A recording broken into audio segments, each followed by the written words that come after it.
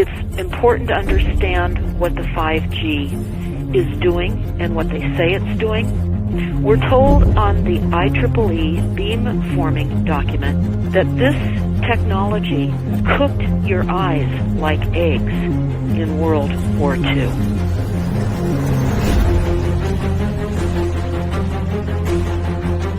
And you all need to understand these are military weapons. These are assault frequencies.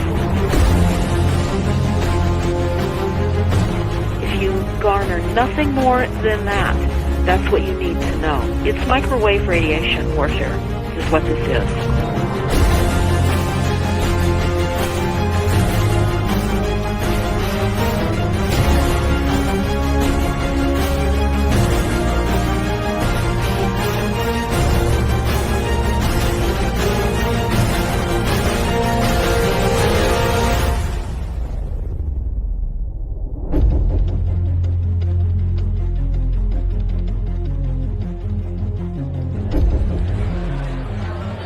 Ladies and gentlemen, please join me in welcoming to the National Press Club Federal Communications Commission Chairman Tom Wheeler.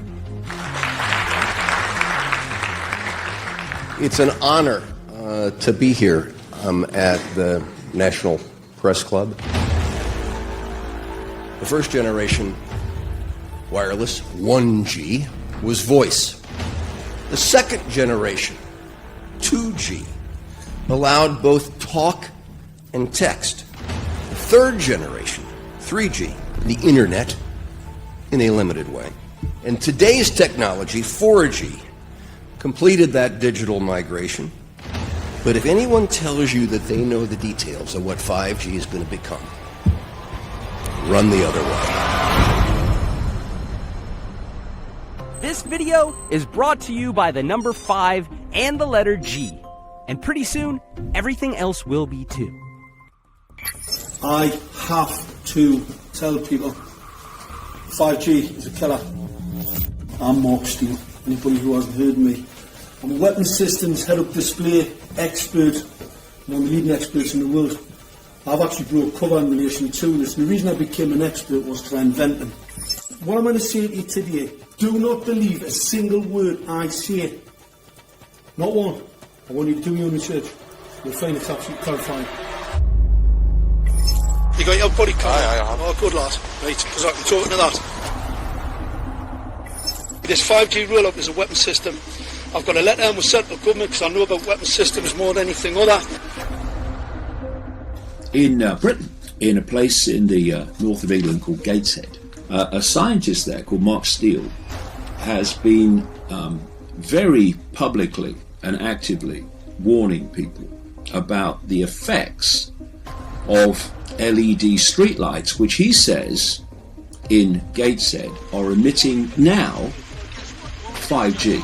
Right, what's the crack? Lads, I'm just having a word with these Gateshead council workers about replacing these transmitters on these lights that are causing harm and assaulting the community. This is an existential threat to the economy, to the environment and humanity. If these transmitters are everywhere, then everyone's at risk, surely.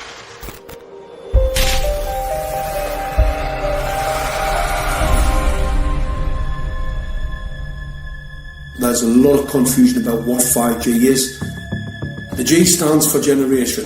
So you started off with the first transmitter system. Back in the 1980s. In the 80s, yes. So you had 1G, then you had 2G. And as the generations moved on, you started to see more complex signal systems, cleverer pieces of antenna designs, etc., etc. So the whole thing became more data, quicker downloads, etc., etc.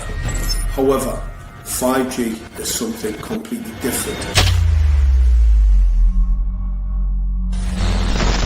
Alright, let's get a breakdown. Let's tell the people what this really is. This is the 5G transmission device.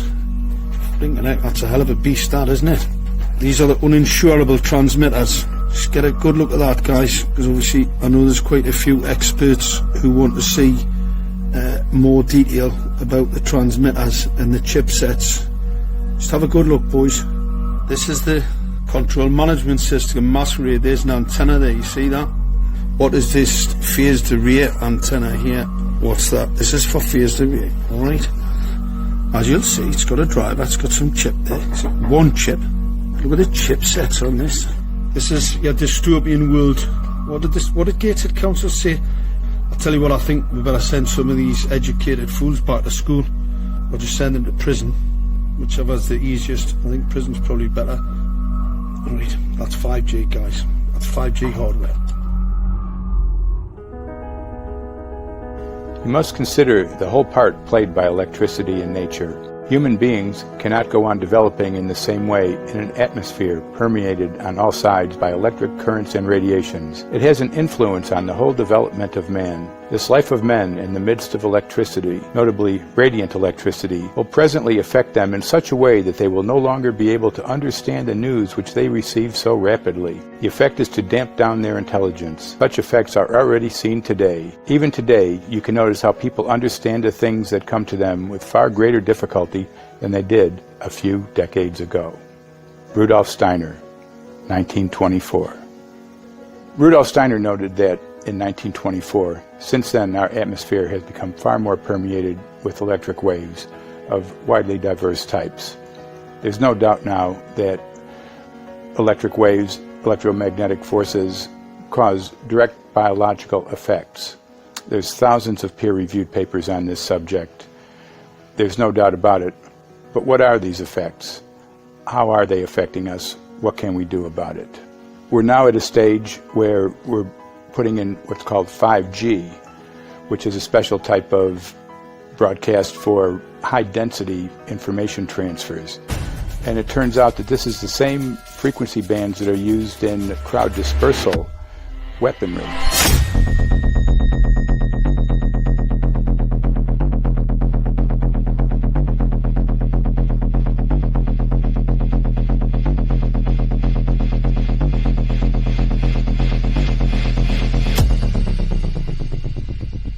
5G, first and foremost, is densification.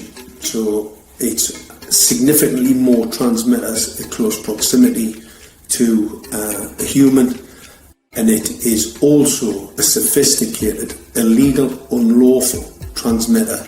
What I mean by that is it is a high-gain dielectric lens antenna, and what that allows 5G transmitters to do is to 3D map its environment in your home. The 868 megahertz frequency is specific for battlefield interrogation systems, so sub-gigahertz. It allows the signal to travel through concrete brickwork with ease, and it can actually data gather. It is a target acquiring system. Phased array is basically radar off the battlefield. It is extremely good at identifying targets and being able to lock onto targets. And not only that, it can specifically target you as an individual. So any judge sitting on an interesting case, let's say, any lawyer, any barrister, anybody doing any work that is potentially controversial, your life could be at threat. So the antenna design that you currently have on top of these LED streetlights, masquerading as a control management system, is basically battlefield interrogation equipment. The first phased array unit was actually called Mammoth, used by the Germans during the Second World War to identify Allied aircraft. Obviously things have moved on significantly since then.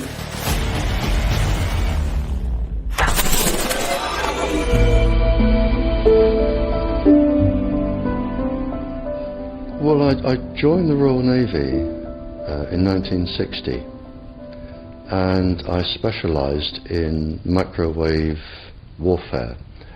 Radar, obviously, which uses microwave, but they don't just teach you radar, they teach you all about microwaves and other uses.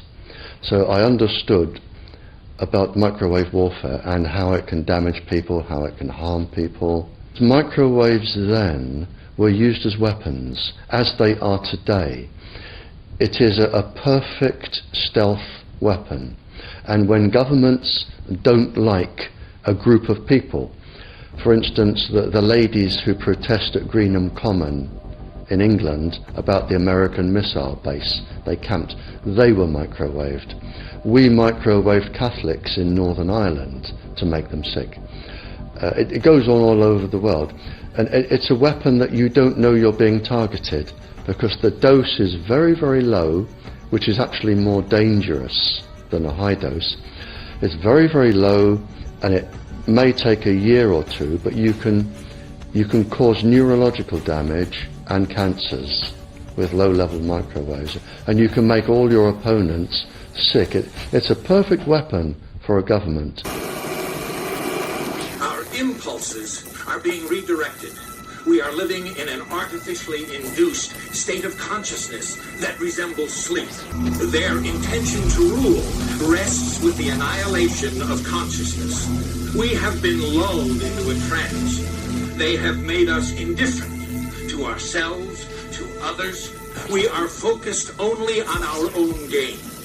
Please understand, they are safe as long as they are not discovered. Keep us asleep, keep us selfish, keep us sedated. Almost immediately, I had neighbours knocking on the door, talking about children bleeding from the nose. I had images posted on Facebook.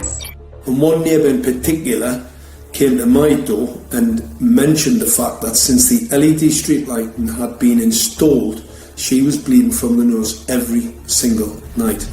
I thought it was unbelievable.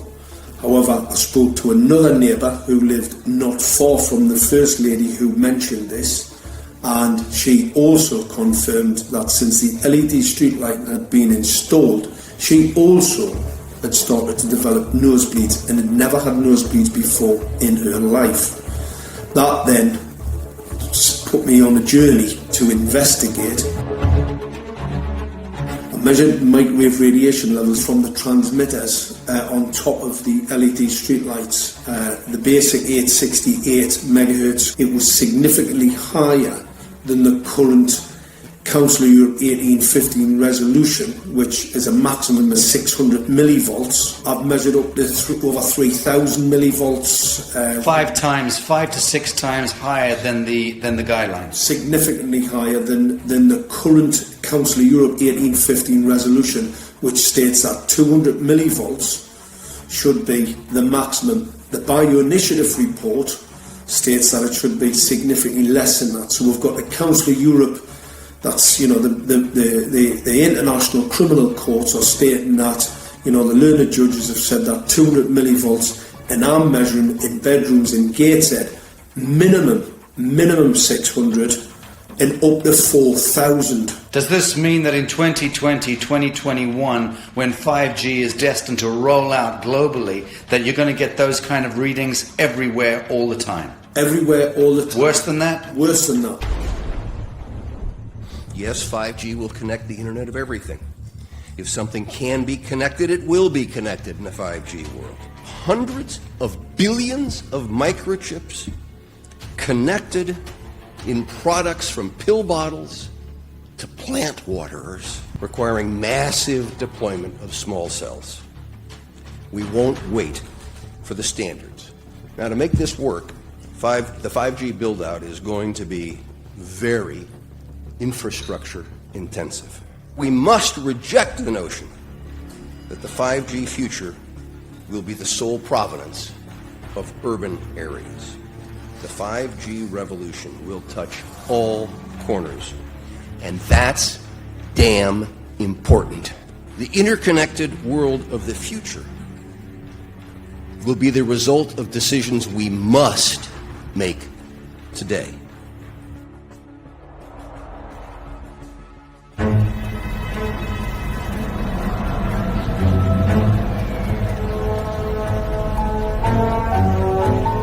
The main issue before us today is Senate Bill 637 and Senate Bill 894, the former by Senator Hune, the latter by Senator Knopf. We're going to invite the first four witnesses in support of the legislation, and that would be John Jones with Sprint, David Lewis and Andy Emerson with AT&T, Neil Krevda with Verizon, and Frank Iacovetti Jr. with T-Mobile. So be straight with me. Is it true?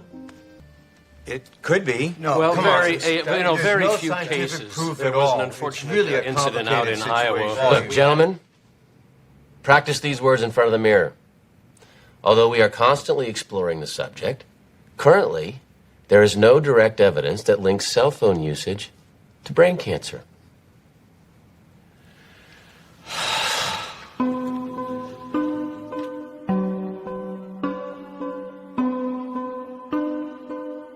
I'm Sharon Goldberg. I'm an internal medicine physician. I've practiced medicine for 21 years, and my background is mostly academic, internal medicine, hospital-based, clinical research, and medical education. I'm a certified Microsoft small business specialist. I worked on space station designing the cabling system for the airlock module, where I was responsible for EMI, EMC analysis, which is electromagnetic interference, electromagnetic compatibility. I am a professor in the Department of Epidemiology, Biostatistics, and Occupational Health, and I teach there both toxicology and health effects of electromagnetic radiation. My name is Daphne Tachover, and I'm the founder of an organization called We Are the Evidence.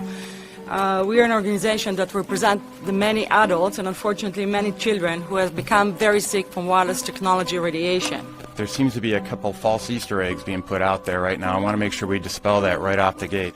The effects of wireless on health scientifically are very, very clear. So it's always pushed back to the definition of an acceptable level of radiation. And that's what this is, by the way. This is about radiation. Wireless radiation has biological effects, period. My name is Dr. Angie Kolbeck. I've been reviewing the studies showing the impacts of wireless radiation on our health, and there are now thousands of studies showing the following adverse health impacts to wireless radiation: cancer, oxidative damage, DNA damage, DNA failure. Things like memory, dizziness, anxiety, brain fog. Headaches, nosebleeds, cognitive problem, exhaustion. We have evidence of DNA damage, cardiomyopathy, which is the precursor of congestive heart failure. Short and long-term memory loss, decreased attention spans, lower reaction times, even involuntary contractions of muscles causing misalignments of spines and jaws. Breast cancer. We suddenly have breast cancer in women who have no DNA predisposition. Disrupted immune function and change in stress proteins, reproductive and fertility effects. There are dozens and dozens of studies that show beyond any doubt what this radiation is doing to our sperm. Now, if you take the cell phone out of your pocket, the sperm will recuperate within 3 to 4 months. What would not recuperate would be the damage to the DNA of the sperm. That is irreparable. The wife of the ex-governor of Indiana was diagnosed with glioblastoma. Same brain tumor Ted Kennedy had and John McCain had. Did you look at John McCain's scar?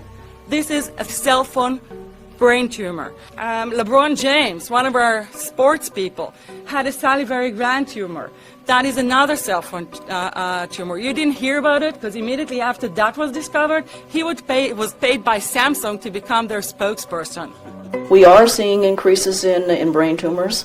We're seeing increases in Alzheimer's. We're seeing increases in all of the neurotransmitter diseases, ALS, Lou Gehrig's disease, Parkinson's. These are all disease systems that are known to be associated with low-level energy exposures. We talk about 24/7, around-the-clock exposure, wherever you are and your whole body. You never get away from it. And it seems from our studies that maybe your immune system can cope with for a time, but it will deteriorate. Then the irradiation will definitely damage cells at a deeper level, and the question is what will then happen? These are out of peer-reviewed papers, so these are not just hypochondriacs thinking that they're doing it. We're having real problems with this. This is no longer a subject for debate when you look at PubMed and the peer-reviewed literature. These effects are seen in all life forms: plants, animals, insects, microbes. So 5G is not a conversation about whether or not these biological effects exist. They clearly do. There is scientifically evidence that is so strong that you can be certain that the standards used by the FCC to manage health effects are wrong.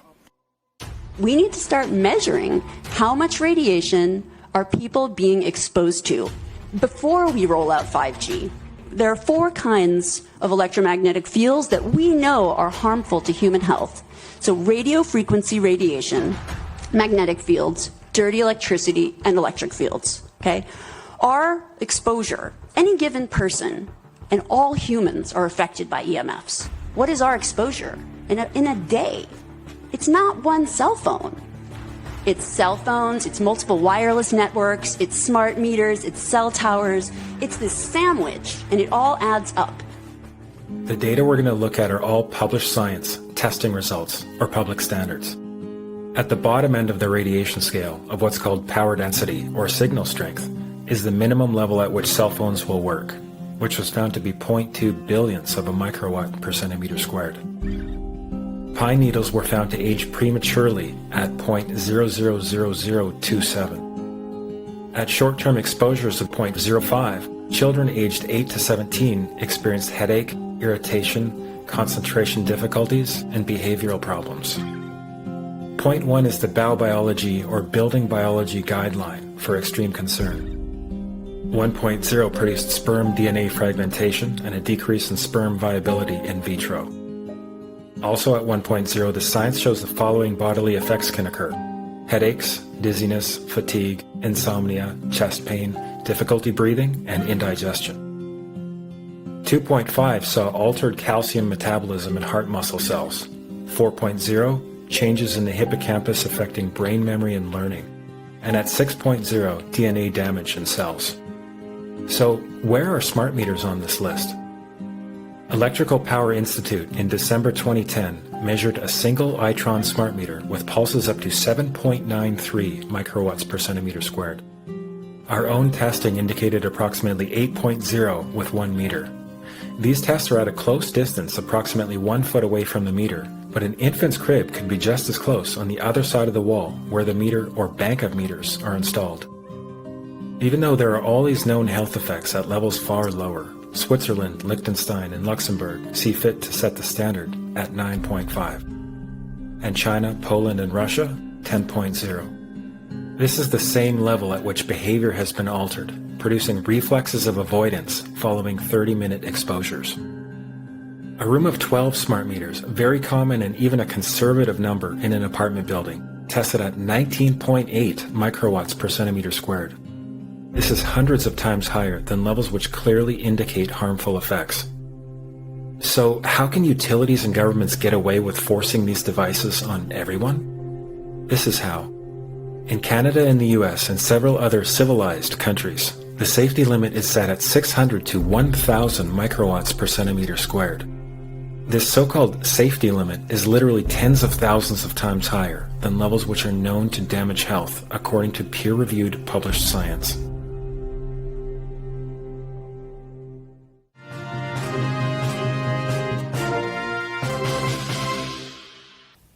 Faster, better, more reliable internet. That's the promise of 5G technology, but there is also the peril. Health hazards associated with radio frequency that is higher also and requires more transmitters and antennas. And the stark, simple fact is the health hazards are unknown and unstudied. And that is a sign of neglect and disregard on the part of the Federal Communications Commission that seems unacceptable. There have been no answers so far. The FCC basically has said everything's fine, but in order to reach a conclusion about the health and safety of this new technology, we need facts. Mr. Chairman, thank you for having this hearing.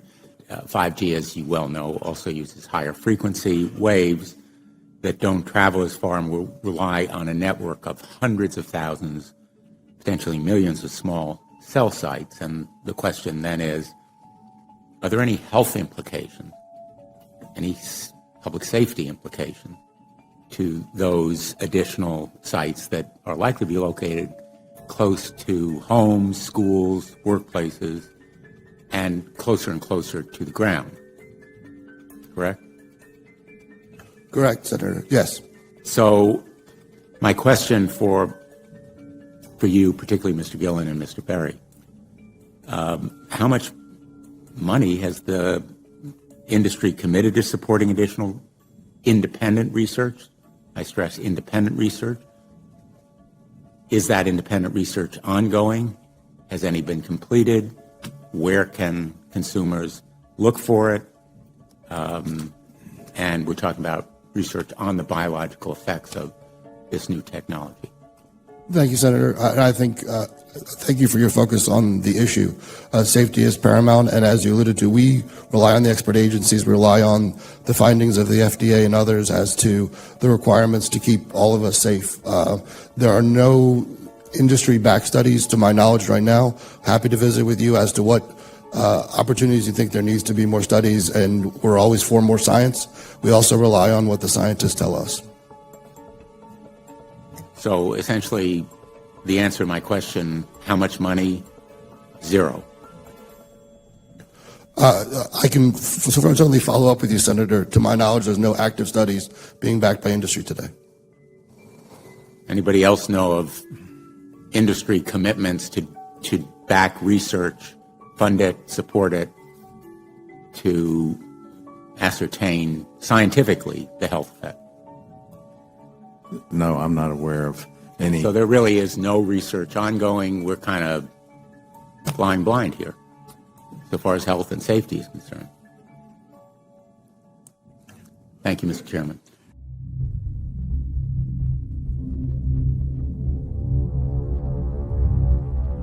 You're a trained medical professional. Yes. We don't have one on the panel. What are we to make of the American Cancer Society, for example, telling us there's no evidence of harmful product? Many of these organizations have conflicts of interest. Very briefly, if you can, what do you mean by conflict of interest? One of the first things that you teach residents is that you always have to look at the funding. There's a tremendous amount of sponsored research by people who are hired to do studies to find no effect. And that's plagued this field in a number of countries. The radio frequency radiation work that we did was supported by Motorola. The relationship was really very cordial and very stress-free, but only up until we started generating data. These folks were very, very upset and began to talk about how are they going to handle this, what sort of spin can we put on this, what can we expect from this, and from that point on the relationship changed. What we saw was that Motorola began to exert more and more control over the work, telling us what to do, telling us how to write abstracts, what to say in the abstracts, what to say in the papers, how to do the work. No, don't do this. Yes, do it this way. This was unacceptable. I had completed our study of DNA damage, and I submitted the final report to Motorola. They simply weren't willing to accept my interpretation of my study, my evaluation of my study, my knowledge of science at that point, and tried to urge me not to publish the study. Did you hear about people coming to you as far as having complaints about illness? We were made aware of health complaints following installation of smart meters, and we wanted to verify this using our field work. So I measured the field of about 30 different people while they stood 1 foot in front of the smart meter, and in every single case, the human energy field was obliterated as they stood in front of the smart meter. So in our first slides, what we see is normal cells, and the structure of the cells is intact and sound. This is what we would expect from a normal sample. So after 2 minutes of exposure in front of the smart meter at about 1 foot away, we see a totally different story. Sample 1, you can see a lot of degradation in the cells. The cell walls have been broken, and you see changes in the cells which are called mycoplasma. It shows a mutation to the cell. In the second sample, we've seen a different type of degradation to the cell membranes. You can see a corrugation here. This is called bottle cap formation, and it's known that this occurs due to oxidation or exposure to free radicals. So this third subject, when we did her sample, she had to be pulled away from the meter after 45 seconds because she complained about an increasingly severe headache. And here you see a phenomenon called rouleau, where the red blood cells are stacking up, which makes it very difficult for the blood to deliver oxygen to the tissues as they would be their normal function. Every single one of these is a degradation. Every single one of these shows a trauma to the blood cells, and that came from something, and the only variable was the smart meter. The good news in all this is the patient and the blood can return to normal once they have been removed from the influences of these stressors.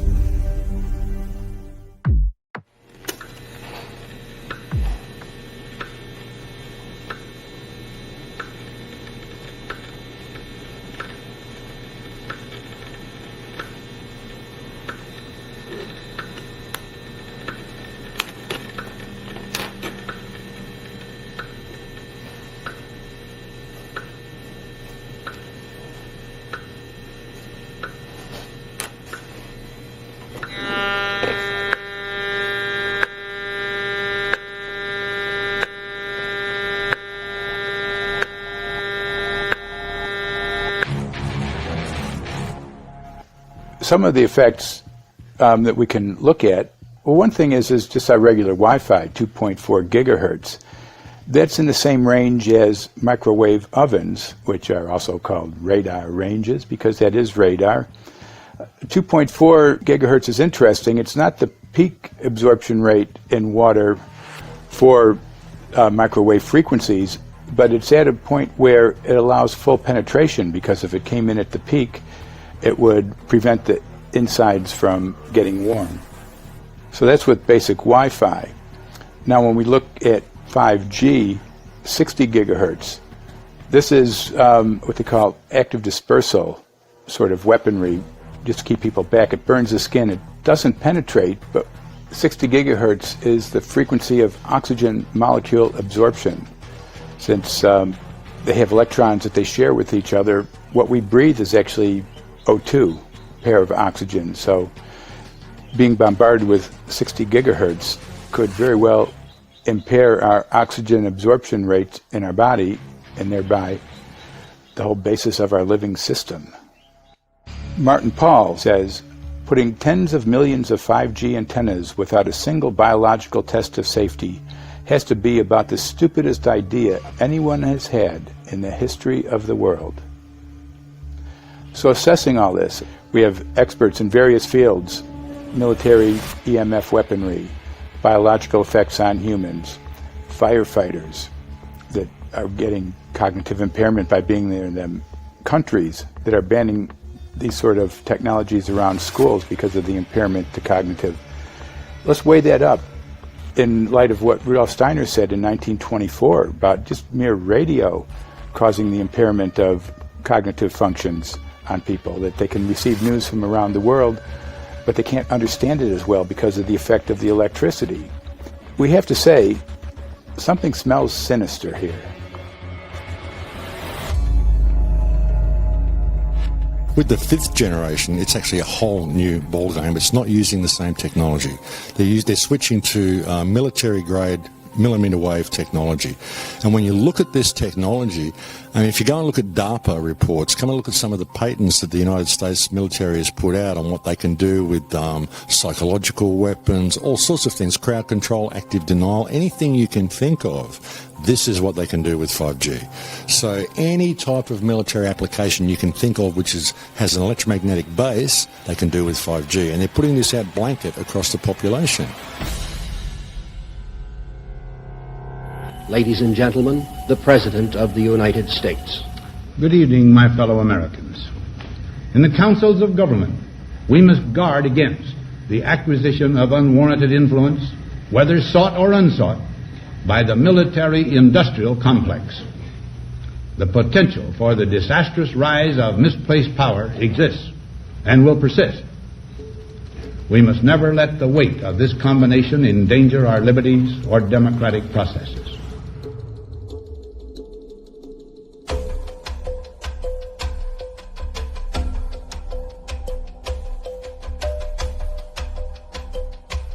The FCC is a capture agency. They probably conducted what I believe to be the biggest fraud on the public ever conducted. The FCC has been described by Harvard University's Center for Ethics writer Norman Alster as the most captured agency in D.C., acting more as an industry cheerleader than a regulator. This is especially true today with 5G, where there are serious safety concerns and potentially misleading information coming from the FCC. For example, the previous chairman of the FCC is Tom Wheeler. He was the head of the Wireless Lobby Association for 14 years. Now remember, Obama told us there would be no lobbyists in his administration, so he took the biggest lobby and put him as a head of the FCC. And that's damn important.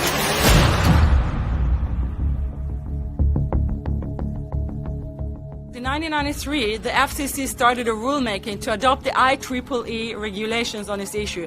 IEEE is an engineer association. Why is it that we adopt regulation of engineers who maybe know how to measure this radiation when it's passing a wall, but not when it's passing a body?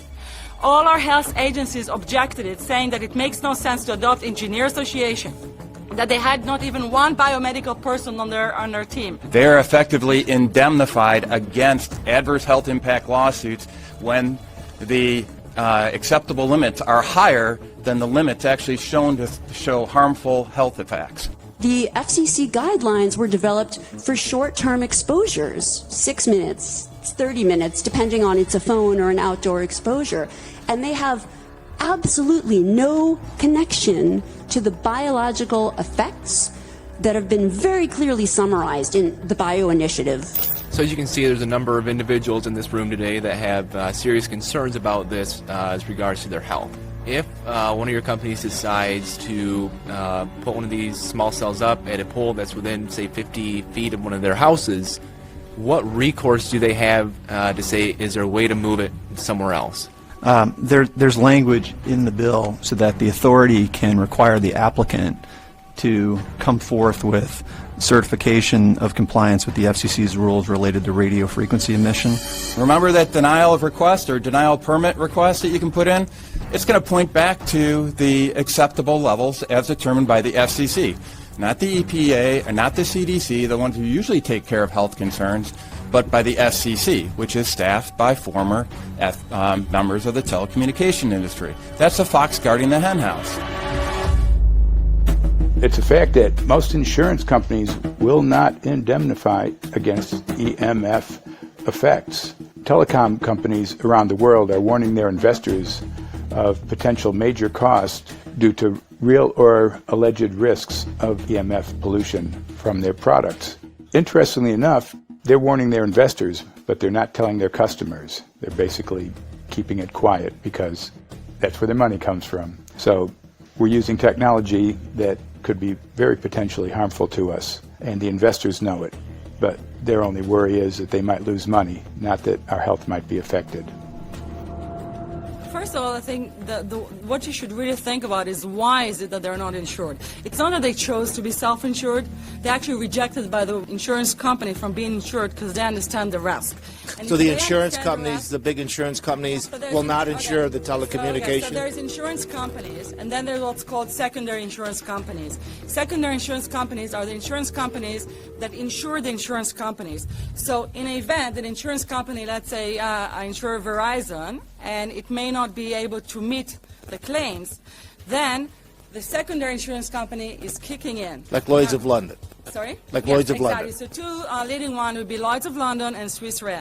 Both told the insurance company not to insure the wireless industry, and this is why they're not insured. And that should give you a hint. Now, this is exactly why they have to prevent a health lawsuit. And how do they prevent lawsuit? That goes back to Section 704.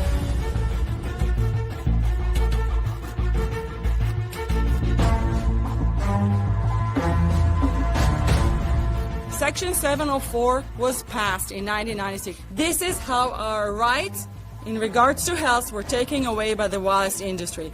What this legislation did, it gave the power to regulate the health effects of wireless technology to the FCC. FCC is a spectrum auctioning agency. It's not a health agency. They don't even have one biomedical person on their team. And then the other thing that Section 704 did, it actually took the power from the states to regulate location of cell towers based on health. And what does it mean? It means that if they want to put a cell tower in front of your home, you cannot go to your city council and say, hey, stop, I don't want it. I just heard in a lecture that there are 10,000 studies proving that it's harmful. I don't want it. My child is sick. They will tell you, stop. You're not allowed to mention this in the city council. Because Section 704 says that if you will, and if the application will be rejected, the city will be sued, can be sued by the wireless industry.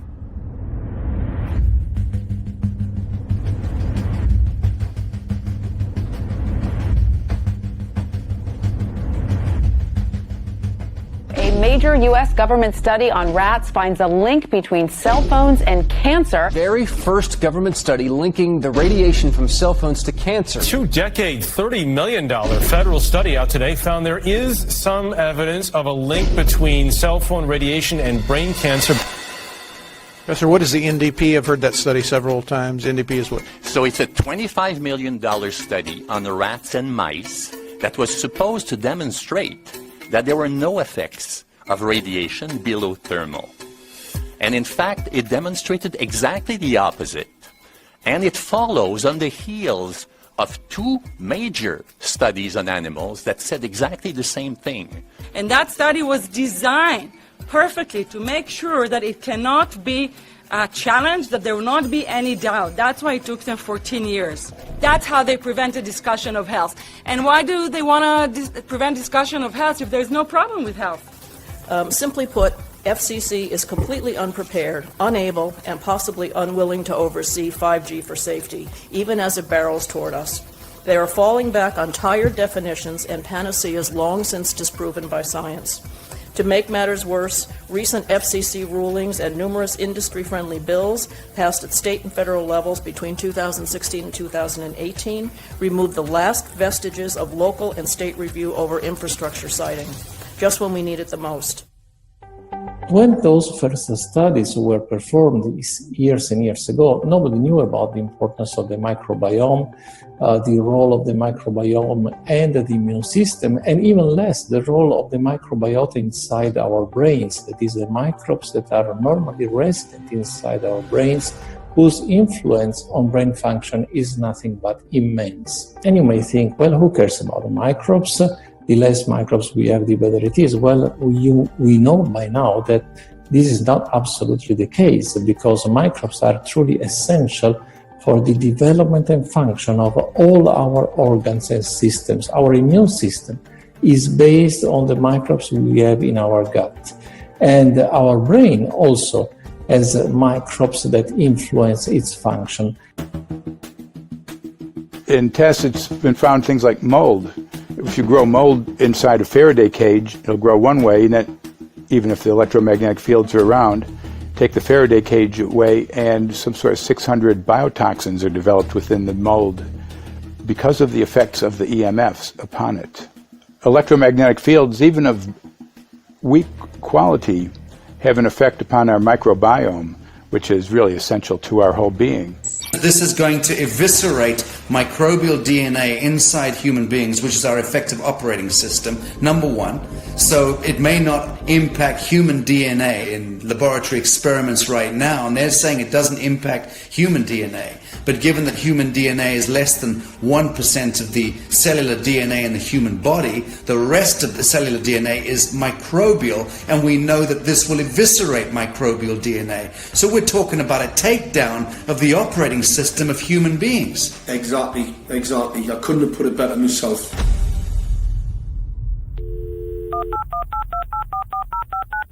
John Brandt. Good morning, Mr. Brandt. Wow, this is Amanda. Hi, how are you? Hi, I've been trying to get a hold of you for months now. You guys are covering up chemtrails. No, we are not covering it. We have no reason to cover up chemtrails. Of course, you have every reason to cover it up.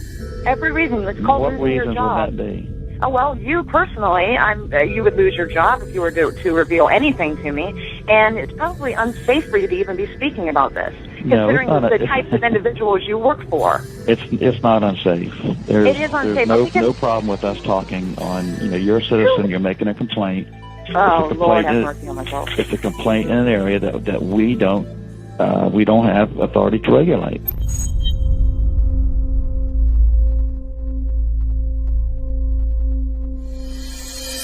So the connection between chemtrails and 5G.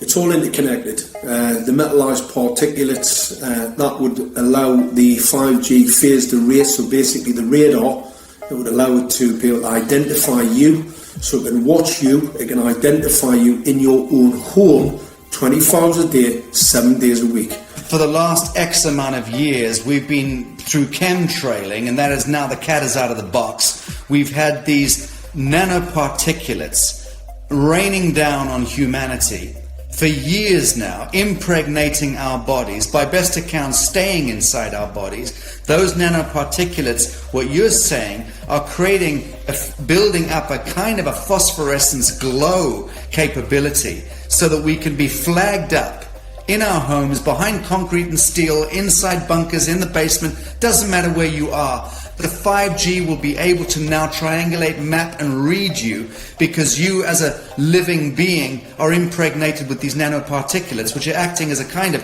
transmission and reception technology. It's exactly, absolutely exactly. You have to consider that DNA also works as a fractal antenna, which is able to send and receive and also to process signals under the form of radio frequencies. Well, then there is no doubt that artificial radio frequencies, such as those of cell towers, and in particular these new types of towers that have a much higher density of signals, they may somehow interfere with the ability of DNA to retain and transmit biological signals. So this is one level of danger that very few biologists are aware of. How much effort was put forward to address this? What most of these people or many of these people are here for, which are the health concerns. Was there any dialogue back and forth? Was there any working? Was there many studies evaluated to look at regarding this area? Maybe not every person that has concerns on the legislation was brought to the table. Okay, so from your perspective, you feel that there was a legitimate amount of time to evaluate the data that the opposition would have on this? Absolutely, and I wouldn't put forth something that I didn't believe in. And I'll tell you, as I mentioned earlier, and it's been commented several times amongst the panel here, this is truly an economic development issue. Our 3-year-old, again at home, is outraged when we pull out the driveway and he's not able to access Wi-Fi.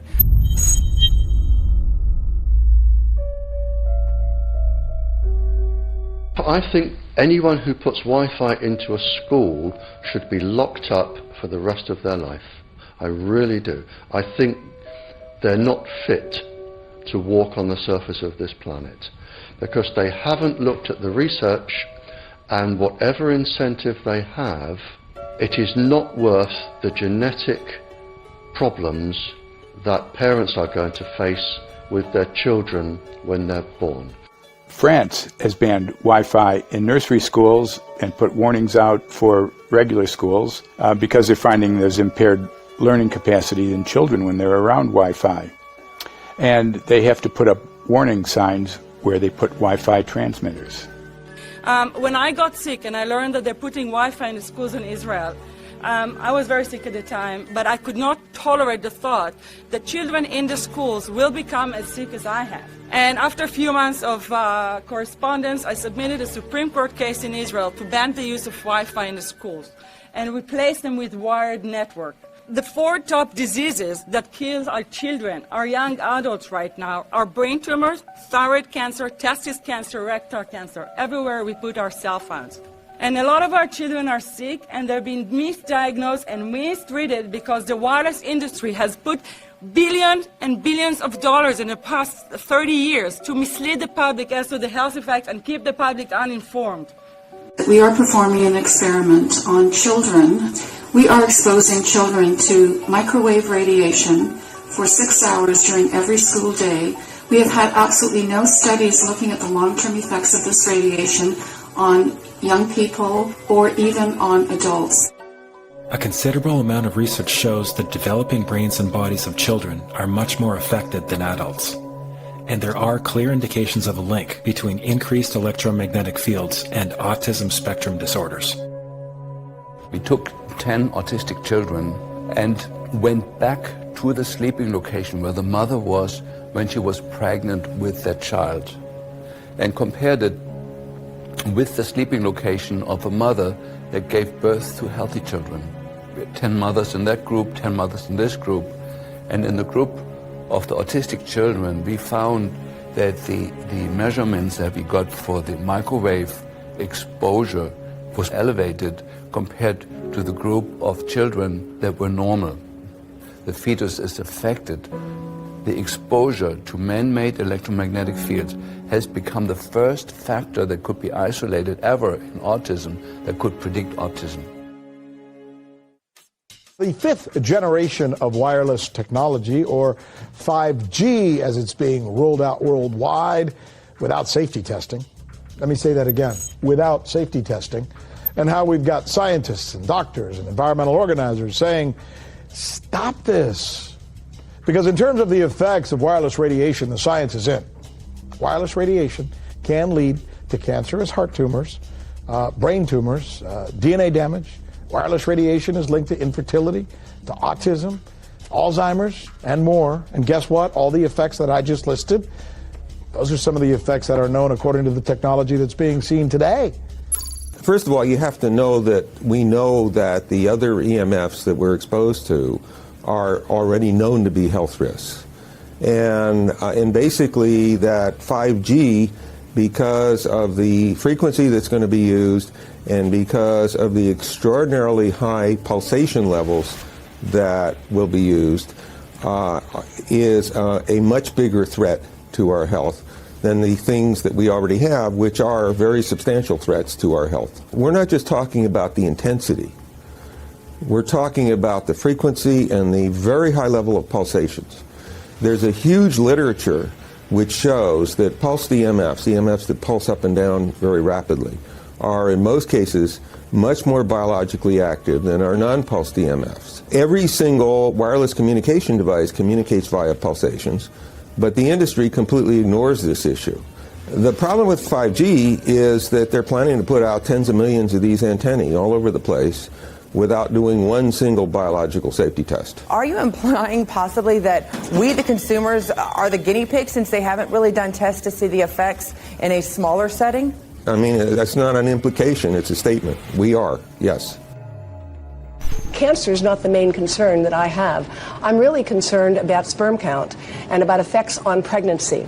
How many of you know that 1 in 6 American couples is unable to have a child when they want to? How many of you know that last year the birth rate in this country dropped the most that it ever has in recent history, 3% in a single year? People look at the sperm, and people use cell phones, and the sperm, usually sperm swim, and they swim straight. But if you expose them to radio frequency, mobile phone waves, they swim in a circle.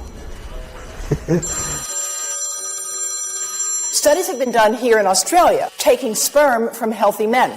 And one test tube gets exposed to cell phone radiation, and one test tube is not exposed to mobile phone radiation. And then the results are evaluated. And this is a measure of vitality. We measure how well the sperm swim. This is a measure of motility. This is a measure of mitochondrial DNA damage. They have 3 times as much damage on their DNA if they have been exposed to mobile phone radiation. The data on that are rock solid. Cell phones can damage sperm quantity and quality. Your embryo, your uterus in the fetus, where your child is developing for the first 100 days, in the ovaries, the eggs do not have that protection. So they are at maximum risk from radiation. And for the first month or so, you wouldn't even know you were pregnant. You wouldn't even be taking precautions. That is the main danger area. So you give birth to a daughter, but her ovaries are now contaminated. She may be normal, she may be genetically damaged, but her ovaries are at the most risk. So when your daughter grows up and she becomes pregnant and has a baby, this is where one of these eggs will be fertilized and come out. So the real damage here is your grandchildren. That is where it is going to show most. Do you think that there is a chance that within the third generation of females, they may be irreversibly sterile? Not in the third generation, but in the fifth generation, and that would for humans be something in the order of 150 years ahead of us. And of course, then it's too late to say that you are sorry, and it's very too late to say stop. There is a wealth of papers. I mean, we're talking about thousands of published papers in the scientific literature, few of which, or sometimes none of which, have entered the official documentations from authorities and likewise. So I think it's really time to have an independent compilation of data. Such was done at August 31st, 2007, in the form of the Bioinitiative report, of which I was one of the authors. And then we put together approximately 2,000 scientific references on a little bit more than 600 pages, clearly saying that if you, for instance, if you are a rat or a mouse or a cell or a molecule, you should definitely not allow yourself to be exposed to this. And in the meantime, we have this full-scale experiment using our own kids. One interesting case, John Patterson, he was a telecommunications engineer in Sydney, Australia. Very brilliant man. For 20 years, John tested Telstra digital systems. Over the time, he realised the dangers of electromagnetic radiation. It disrupts the bioelectric system of your body, which is really your brain, your nervous system, how your muscles talk. And he tried warning of these effects through different agencies, through his company. Got all the test gear out and measured it and drew up a report, and I was immediately removed from service. Finally, in 2007, he took matters into his own hand. He commandeered a used British Army tank and went and destroyed 6 cell phone towers in Sydney, Australia, because he wanted to stop this. He was trying to make a point. The message was that how dangerous it was. You know, these people were elected by us to manage our infrastructure in a responsible manner. That is the sole purpose of government if it's going to exist at all. And if it doesn't do that, then it has no right. It is invalid. So we need to pull this infrastructure down. We really do. But in order to do that, I mean, we can't just be some violent domestic terrorist. You've got to bring this awareness to the people that these towers are doing them damage. You don't need bandwidth that fast. And they're not doing it so you can download movies quickly. They're doing it so they can track every single thing you do and bring in this social crediting system to control even everything you think. There's a story about a lady called Claire Edwards. She was a United Nations staff member, and she was warning of the potentially catastrophic dangers of 5G technology. I took the issue to the UN Secretary General, Antonio Guterres. He is a physicist and electrical engineer, and lectured on telecommunication signals early in his career, yet asserted to me that he knew nothing about the dangers of 5G. Current public exposure levels are at least 1 quintillion, that's 18 zeros, 1 quintillion times above natural background radiation, according to Professor Olle Johansson of the Karolinska Institute in Sweden. The highly dangerous biological effects of EMFs have been documented by thousands of studies since 1932, indicating that we may be facing a global health catastrophe orders of magnitude worse than those caused by tobacco and cigarettes. 5G is designed to deliver concentrated and focused electromagnetic radiation in excess of 100 times current levels in the same way as do directed energy weapons. There is currently an international appeal signed by 237 EMF scientists from 41 nations urging the UN and particularly the WHO to exert strong leadership in fostering the development of more protective EMF guidelines, encouraging precautionary measures and educating the public about the considerable health risks, particularly the risks to children and fetal development. Sorry, because we are talking with someone that is a little bit ignorant on these things.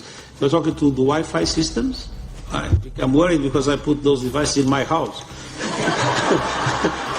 I will have to, I confess my ignorance on this. We will have to, but I'm going to raise this with WHO, which I think is the organization that might be able to deal with it properly, because I must confess I was not aware of that danger.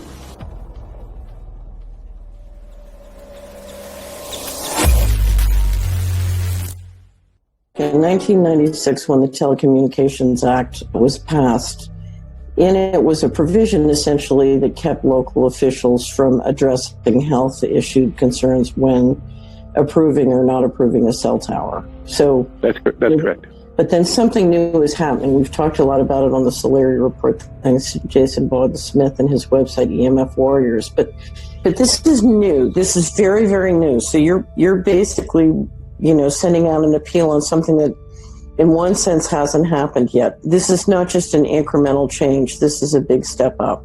It's a sea change. An onslaught's not an improper word. It's a bombardment. So instead of a cell tower 1 mile or 2 miles from you and you still have cell phone service, we're going to have antennas every block, and some poor soul is going to have one mounted to a utility pole maybe less than 20 meters from their home. So this kind of, invasive bombardment with this many antennas, just in 1 square mile, if you do the math, 1 per block and 16 blocks per mile, that's about 250 antennas per square mile. The millimeter wave is untested. Former FCC Chairman Tom Wheeler openly said that they don't plan to test. We won't wait for the standards. And then our appeal also addresses the fact that there's a plan to roll out 5G through satellites in low Earth orbit. So 20,000 satellites, which will cover every square foot of the planet with a 5G signal. 6, 5, 4, 3, 2, 1. Night after night, politicians and other leaders were telling Americans that Sputnik revealed that we were at great risk. Not just our pride, but our security is at stake. If Russia wins dominance of this completely new area, well, I think the consequences are fairly plain. Probable Soviet world domination. We choose to go to the moon in this decade and do the other things, not because they are easy, but because they are hard.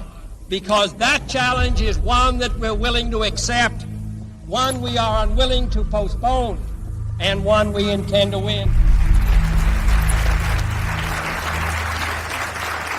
Welcome, everybody, to the White House. This is White House 5G Summit. My name is Justin Clark. I'm the Director of Public Liaison, and we are thrilled to have you here today. Really happy to be joined by a lot of leaders in industry, members of Congress and the Senate, White House leaders on this, and people from the FCC. Before we start, one, we are government, so don't assume we know anything, okay? I do agree. I don't know anything. I have become accustomed to giving speeches in my new position on subjects about which I frankly know very little, and we need more cell towers and connections in Connecticut, my home state. It's ridiculous.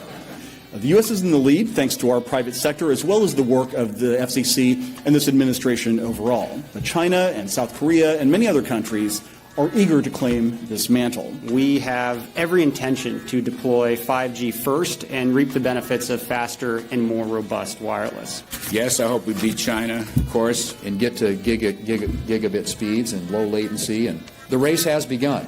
Let there be no mistake. The race to 5G is a sprint. Winning the global race to 5G, it's a national priority. We must bear in mind the national security implications of winning the race on 5G. Today we're talking about the importance of being first in 5G, continued commitment to putting America first in the race to 5G. We're calling it America First, 5G First. Well, our strategy is called the 5G FAST Plan, a plan to facilitate America's superiority in 5G technology. Connected devices for health applications, which I love, has the capacity to make people healthier, as I understand it, a lot of medical applications. Industry is not asking the government for money to build 5G networks. They're asking us to cut the red tape that surrounds infrastructure deployment. We cannot let today's red tape strangle the 5G future. The red tape slows and sometimes stops the building of densified network facilities necessary for 5G. As we continue our efforts to keep government out of the way so that America can continue its leadership for America to win the race to 5G. One path is the government regulatory path. The other path is the private enterprise free market. Gales of creative destruction, Schumpeter path. You ever heard that? Gales of creative destruction? It just means let it rip. The new replaces the old. With 5G, we're on the cusp of another era of American innovation. It means an even more connected world for everyone around us, unlocking the potential of the Internet of Things to become safer, healthier, and more sustainable for our future. You know, sometimes, look, we all believe in the 10th Amendment, but sometimes you have to override it.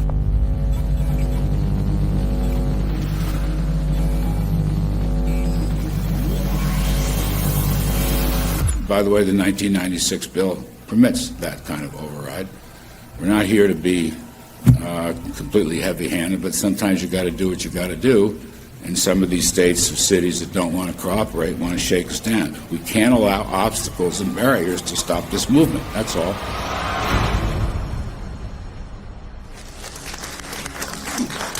And this happened in Canada. I mean, there were some activists I was working with up there that said, well, you know, we won a victory. We got the Public Utilities Commission to allow us opt out. And I said, boy, that's divide and conquer. They just got rid of the people that were raising hell.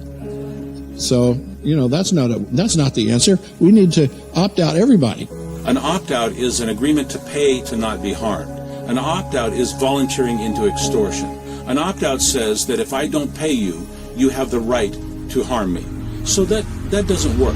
This is a mandate. This is being pushed down your throat by a company that is not responsive, by a government that is not responsible, and it's being done in a collusion that's designed to undermine the individual rights of individual people in communities across the country and around the world. The Minister for the Environment has a duty. His duty is primarily to ensure that there is cleaner, better, healthier environment for people in this country. It's a simple duty. He also has a responsibility in regard to science and innovation to make sure that that happens. What seems to be happening here, in fact one could say undoubtedly happening here, is he's using science and innovation to ensure that our right to life is threatened. There have been no public debates. There is no public discourse.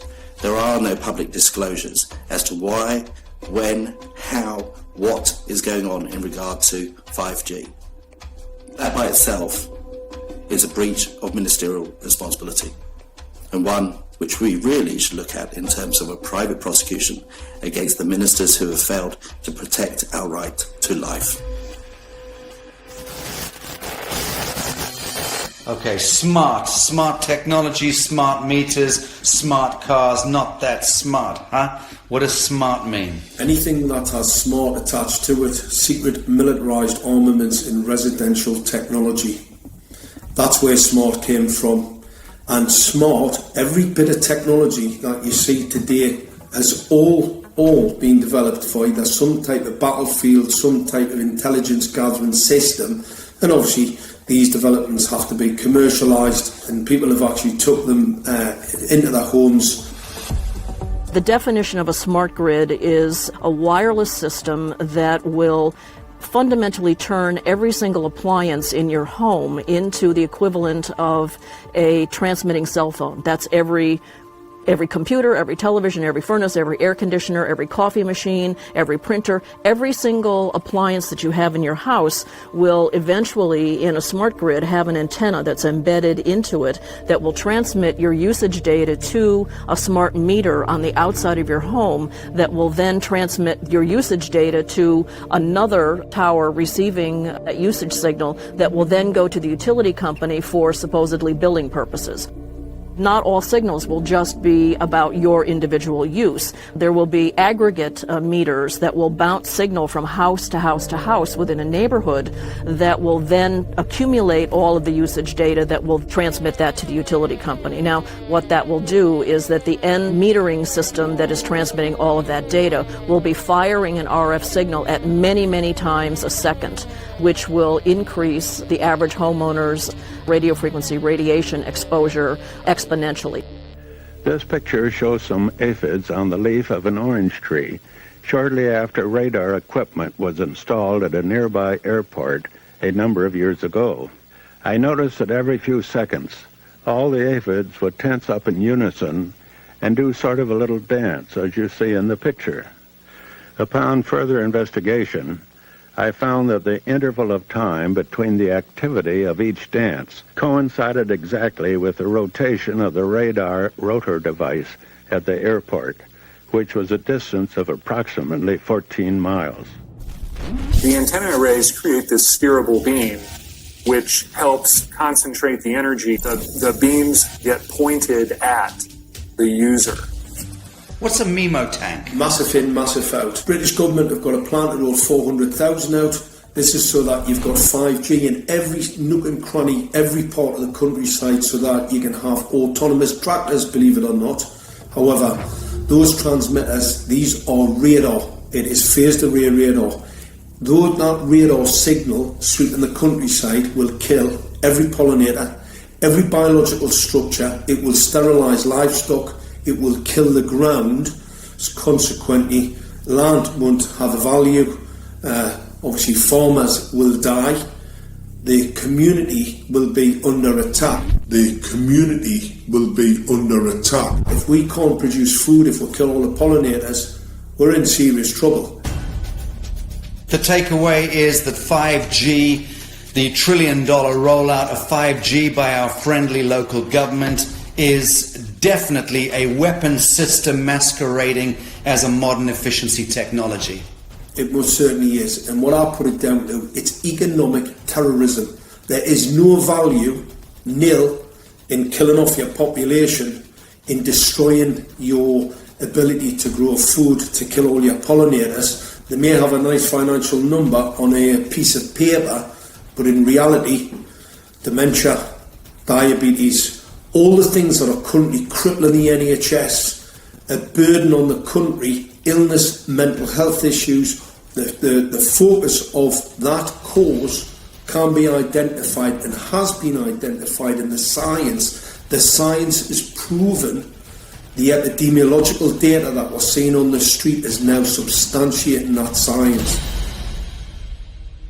The DNA inside you, the mitochondrial DNA, you can trace unchanged to your mother, her mother, her mother, right the way back to the beginning of the human race in Africa, the Stone Age.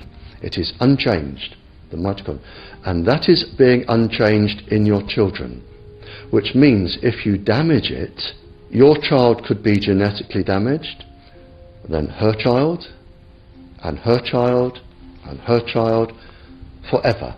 You are condemning the future generations of every single child. There is, however, a light at the end of the tunnel, or there is some ray of hope. Thanks to the principles of biological quantum entanglement that we have learned how to exploit in the field of biology and medicine, now we can transfer the information from the microbial DNA to the human DNA.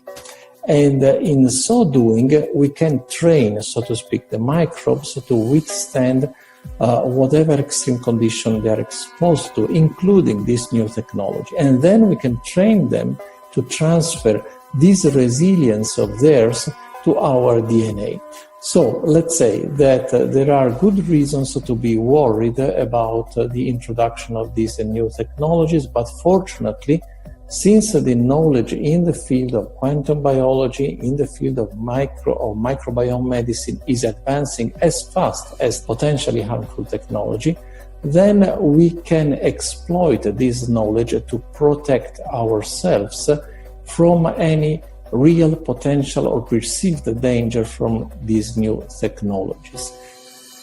I've met with molecular and cellular biologists, with blood microscopists, with weapons development experts, frontline activists and researchers, and all the stories I'm hearing from these experts and pundits leads to the same thing. 5G is almost certainly the end game. It is an extinction event brought into our homes, into our classrooms, onto the high street, into the very cells and DNA in our human bodies.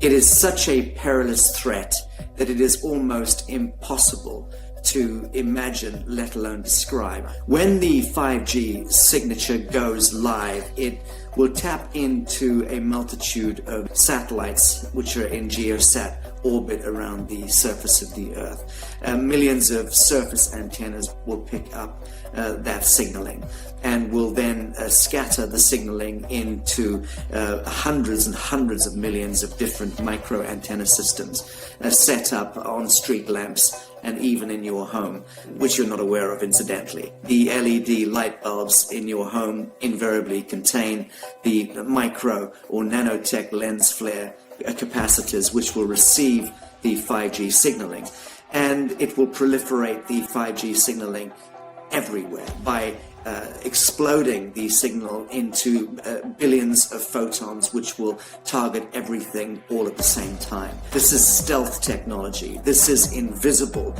science. But what it means in simple terms is that you will be flagged up, visible, trackable inside your own home. Anywhere you move on the surface of the Earth, they will have a lock and load tracking capability over you. You will be visible to invisible masters, each one of us, all the time. Today, our governments and the corporate sector have managed somehow to infiltrate the mainframe of our civilization and are pushing through a $20 trillion infrastructural rollout without any, and I mean without any, health science running behind it. There have been no tests. Your government and your health authorities are either in collusion on this matter of genocide and ecocide, or they're just damned stupid. And I would suggest it is the latter. Shame on the technologists and the electricians who are furthering this technology in our homes, in our offices, in our streets. Shame on the legislators and the parliamentarians and the troglodytes and bureaucrats that proliferate our society today. Shame on that echelon for putting their signatures to contracts which allow the fast tracking of this technology into our homes and onto our high streets. Shame on the parliamentarians and international leadership whose wetting signatures and seals of office are sanctioning and permissioning the rollout of something which is arguably the greatest threat to humankind. Shame on each one of us who now fail to get up out of our homes, walk out of our front doors, and challenge every so-called authority who dares to violate our bodies, our homes, and our future generations.